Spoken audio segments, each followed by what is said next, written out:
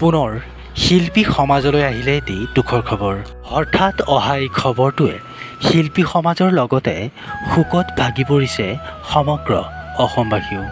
প্ৰিয় বন্ধু-বান্ধৱীসকল, অৱশেষত মৃত্যুৰ ওচৰত হাৰ মানিলে অসমীয়া চলচ্চিত্ৰৰ পৰিচালক সindhuhazrikaই। দীৰ্ঘদিন ধৰি শাৰীৰিক অসুস্থতাত ভুগি থাকি হেঙেৰাবাৰীস্থিত হাউচিং কলনীৰ নিজা বাসগৃহত শেষ নিশ্বাস ত্যাগ কৰে।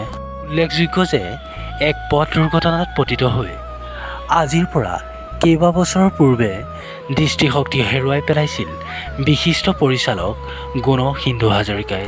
নতুন জীৱন আৰম্ভ কৰা হাজৰিকাই লাহে লাহে ভুগিছিল শাৰীৰিক অসুস্থতাত। তৰামাই, নয়নমণি, সন্ধ্যাৰাগ, মণিৰাম দেৱান আদিৰ দৰে অসমীয়া ছবিৰ লগত তেওঁ জড়িত আছিল। আনফালে ললিতা, আদালত, মৰমী আদিৰ ছবিত সহ পৰিচালক হিচাপে কাম কৰিছিল বিশিষ্ট পৰিচালকজনে।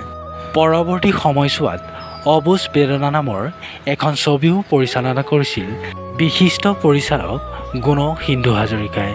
ভিডিঅ'ৰ শেষত তেখেতৰ বিদেহী আত্মাই যেন চিৰশান্তি লাভ কৰে তাৰেই কামনা কৰিছোঁ।